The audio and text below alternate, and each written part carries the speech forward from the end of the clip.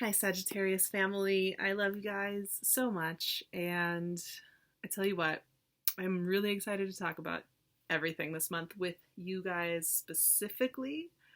I had this huge, every time I think about it, I get full body shivers. I had this huge revelation about the fact that like May is actually a really big deal for Sagittarians.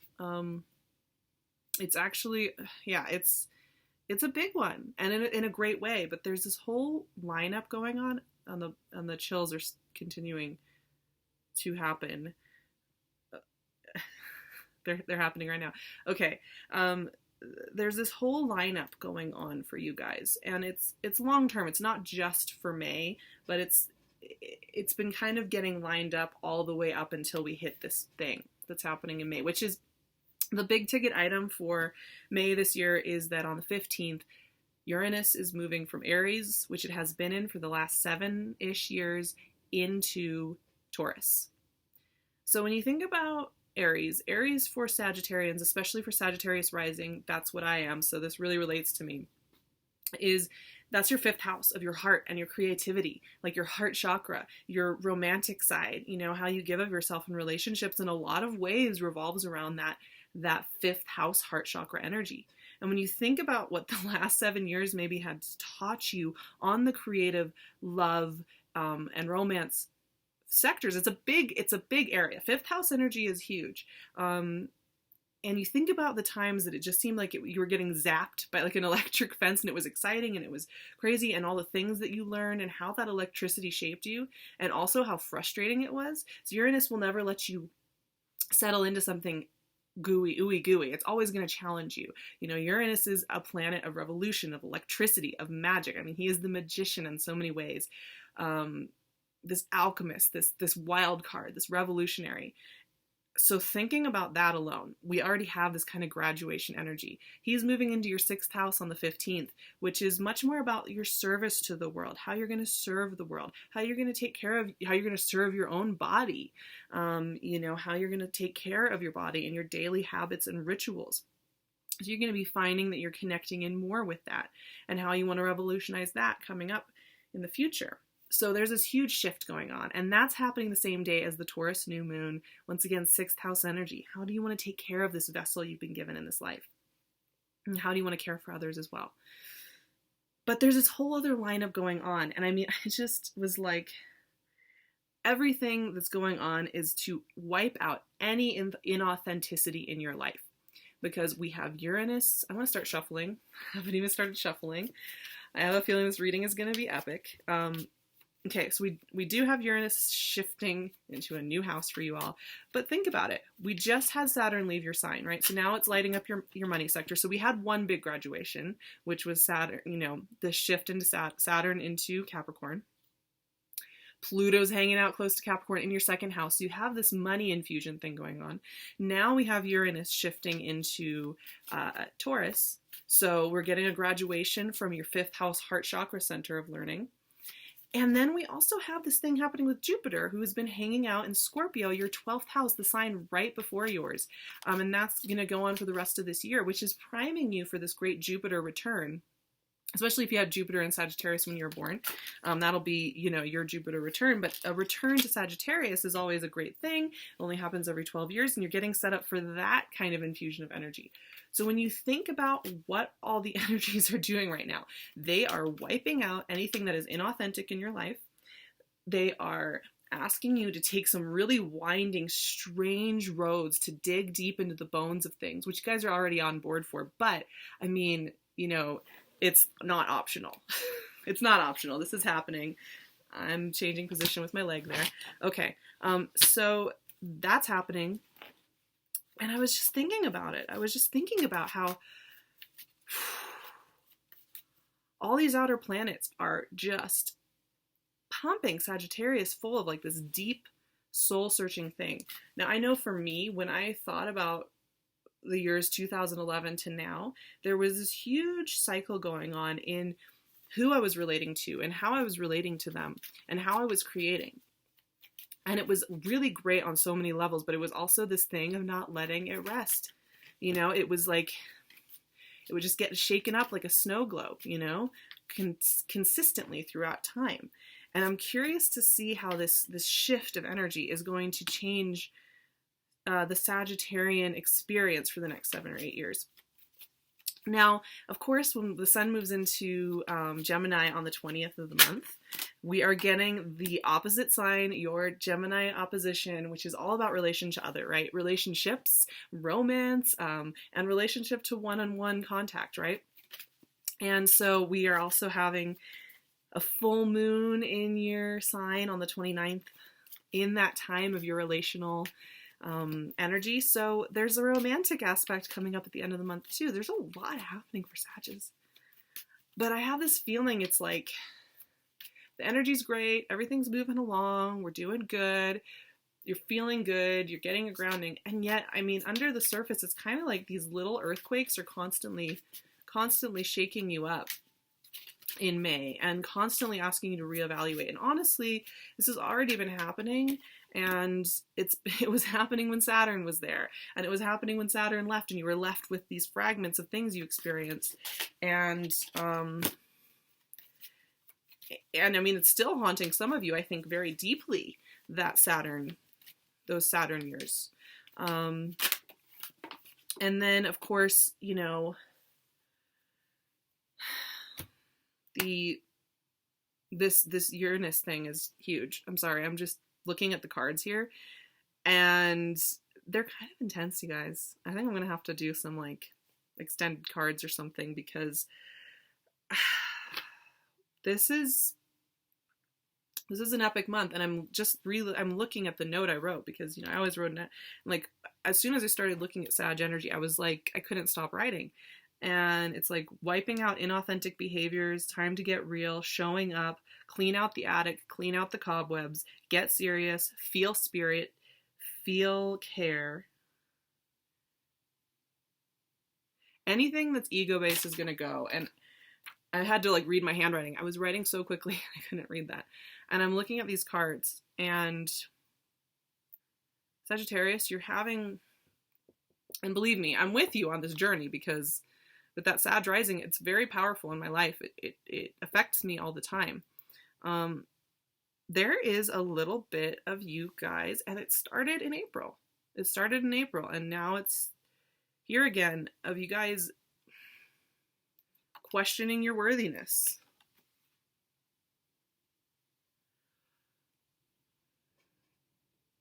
What is coming up that is making you question your worthiness for what you really want? It's like, it's so funny. I mean, it's just funny that this has been a theme that's been coming up for you guys, because it's like you're ruled by Jupiter, you're ruled by the planet of expansion, you're ruled by this optimistic outlook. And you know, when I think of Sagittarians, I think about all the deep, wonderful conversations we can have, and how we can just start thinking about ways to get that stuff moving. And there's no reason why we shouldn't, and let's just go for it. And yet that shadow side has been showing up in the readings, and it's showing up here. And I often find that, and I'm going to show you the cards. I should stop teasing you, because I did 3 sets of 3, as I've been doing for a little while now. So let's start out the month here, and we'll continue talking about this. But we have the Hermit, the 7 of Pentacles, and the 7 of Cups. Now, actually, this is better energy. This is easier energy in some ways, and I think Sagittarius, you have a natural propensity for this, because it's all really deep internal digging. This is, you know, my favorite phrase is digging in the midnight garden. And a lot of times I find that energy comes up when we're in water sign, when the sun is in water signs for us, fire signs, but it can also come up in the earth signs, and it makes sense with Taurus season. We are digging in the midnight garden. And what's in that midnight garden? Old bones from past iterations of ourselves, old lovers' bones. Not that they're dead, but you know, the memories, the shadow side, the fear side, the little 7-year-olds in us that were told we couldn't do something, you know, and you have to commune with those parts of yourself, because they're still hanging in that garden. You're not supposed to banish them. It's good to hang with them. But this is all very introspective energy. And it makes a little bit of sense. You know, Taurus season is 6th house energy, which is about how you're taking care of yourself. how you are serving others, how you are expressing in an authentic, real way. You know, the Hermit is the seeker of truth in the infinite, and turning that lantern light on the internal, right? And what's on the inside? 2 sevens. 7 is this beautiful sacred number, right? And a lot of times, you know, with tarot and the way that tarot works, 7s are a moment of deep spiritual assessment before a shift to a higher level. Now, I find really interesting is the Hermit energy right here is 6th house energy. And we are having this Uranus thing going into your 6th house. So you might start to feel this energy very quickly. Now here's the other side of this though. There's something going on here. It's, oh my gosh, I'm getting so many shivers talking to you guys today. It's insane. I have goosebumps everywhere. Wow.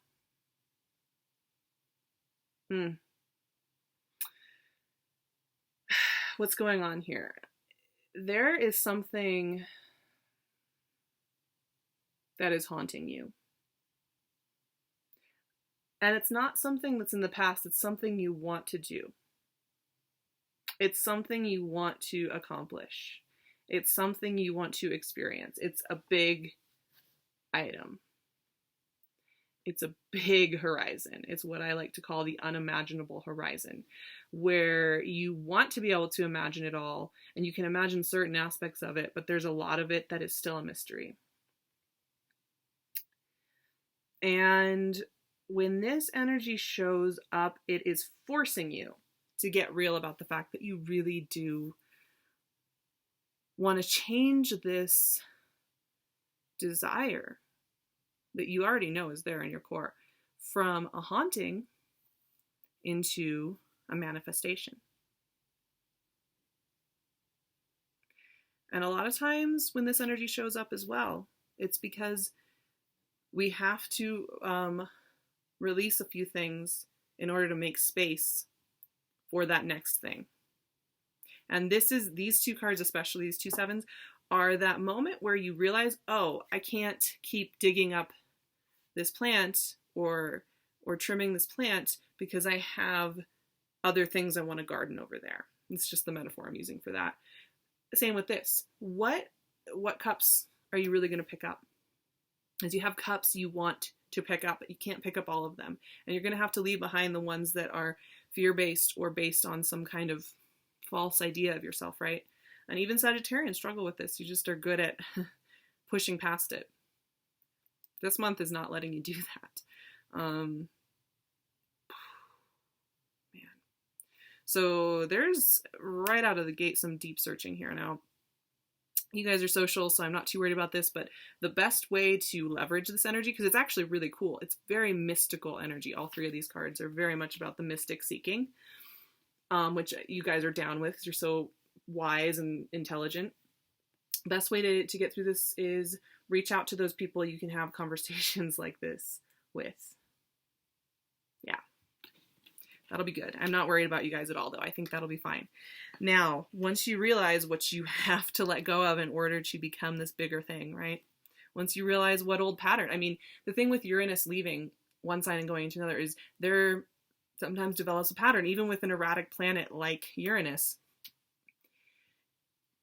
If you still develop patterns, we've got to let go of that old pattern. We've got to push beyond it into something better and healthier and bigger. And a lot of times that bigger, healthier thing is scarier.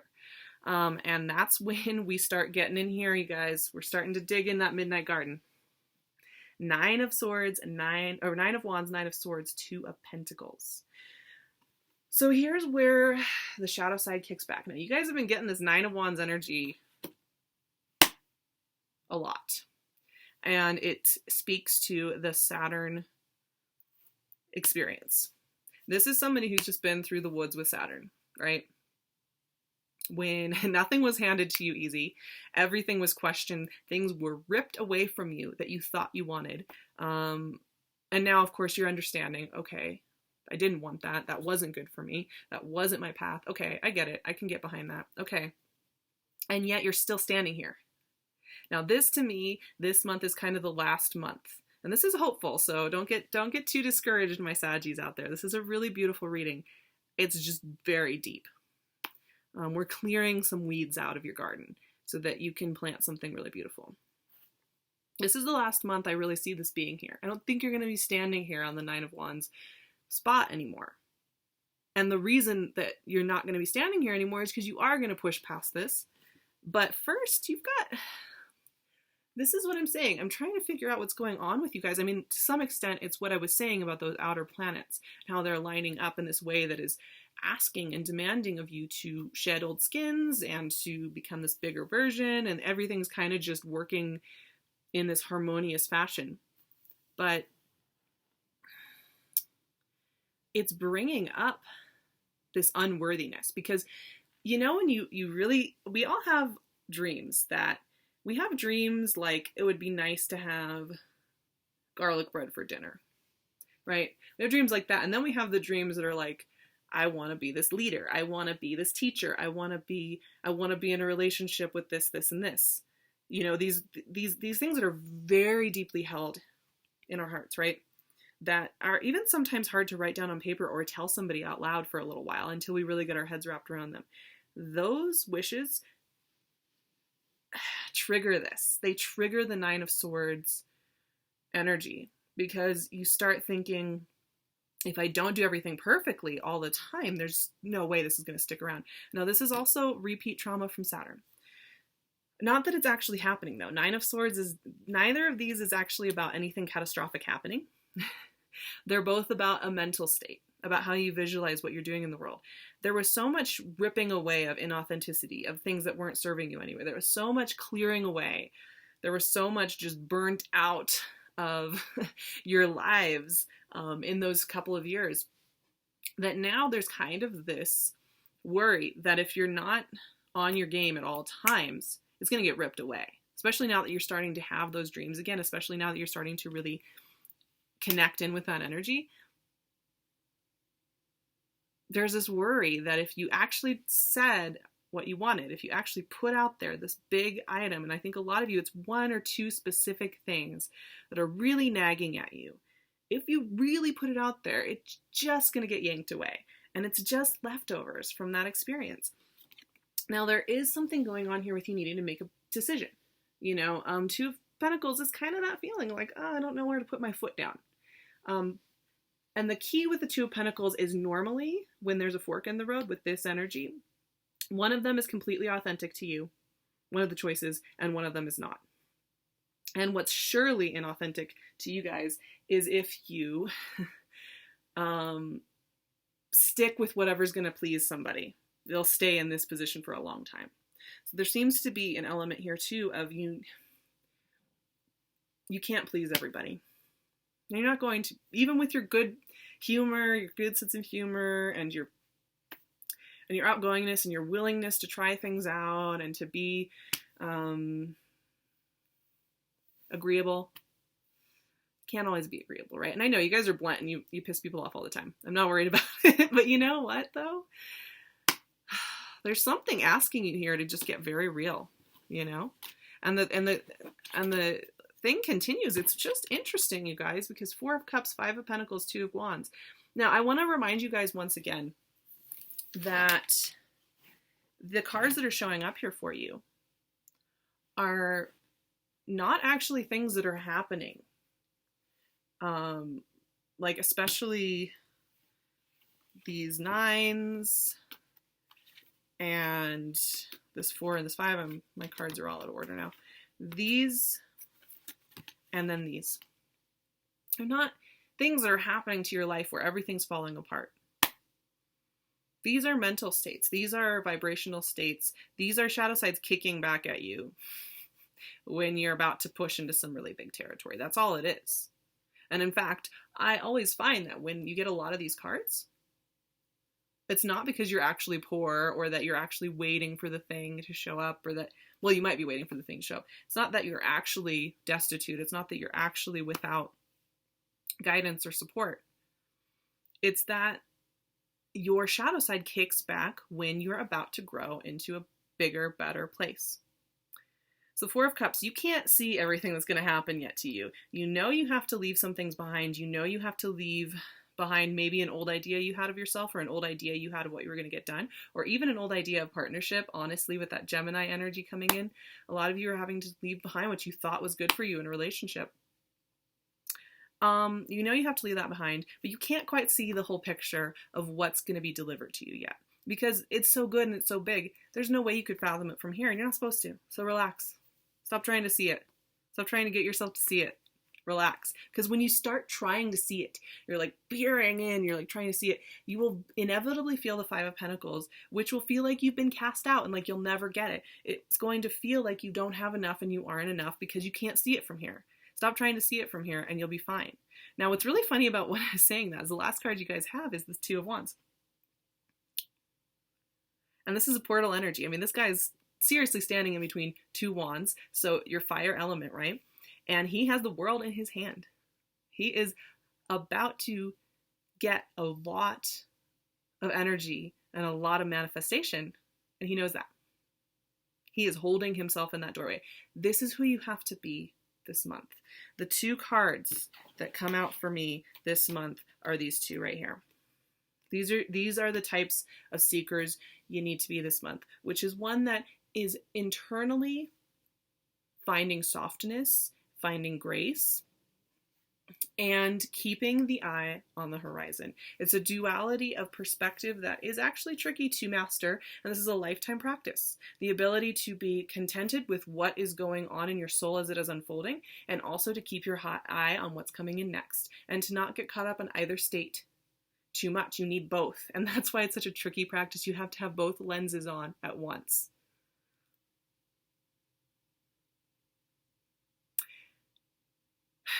Because this is going to be a really good month to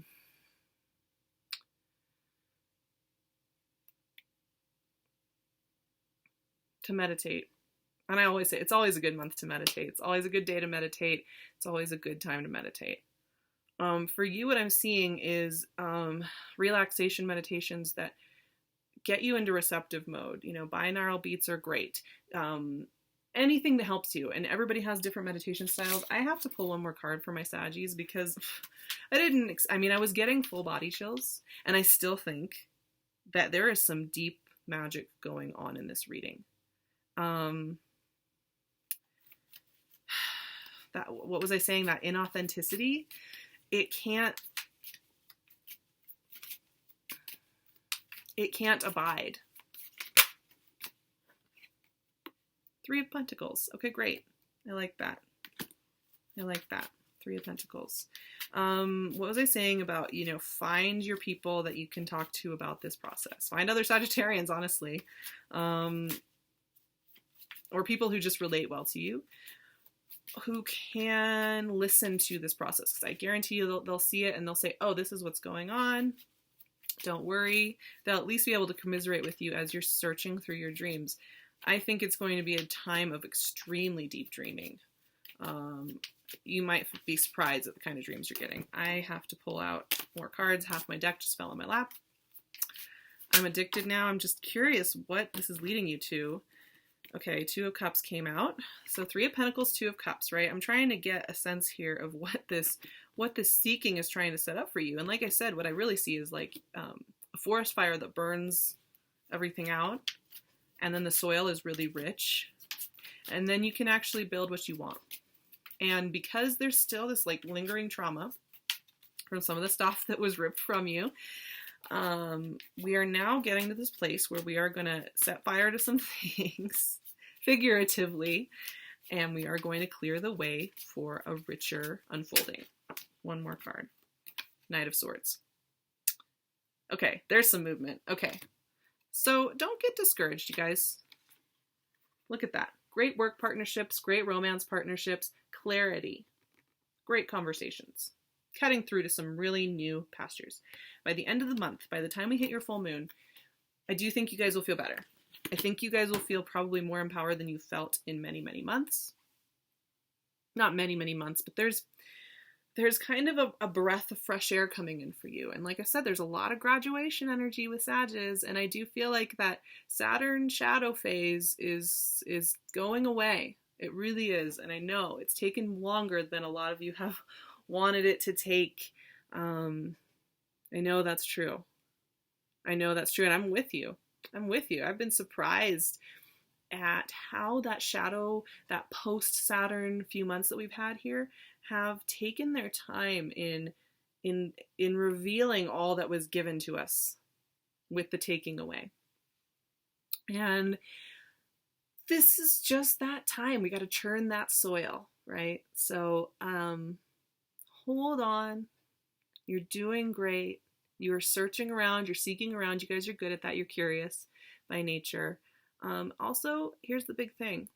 Give yourself permission to wish for that thing that you want.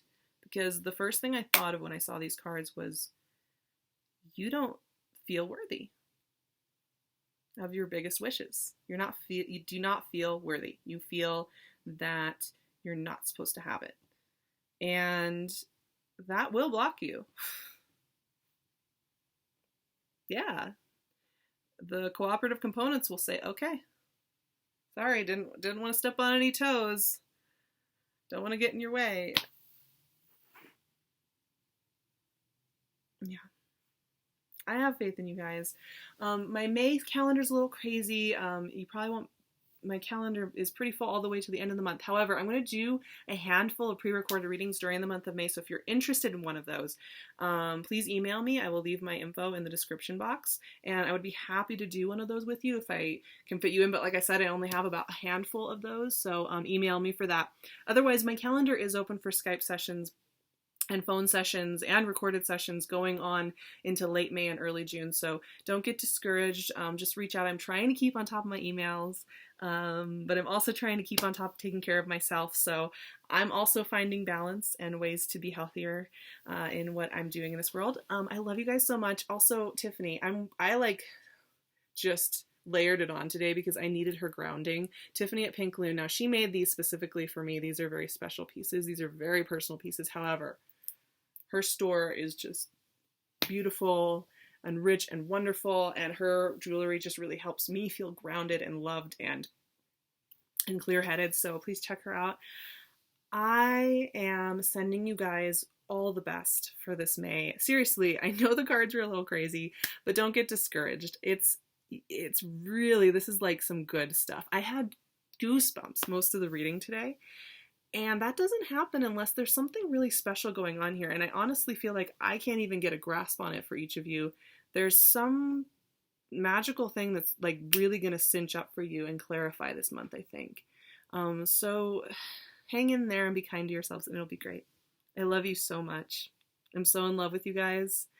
And yeah, that's all I have to say about that.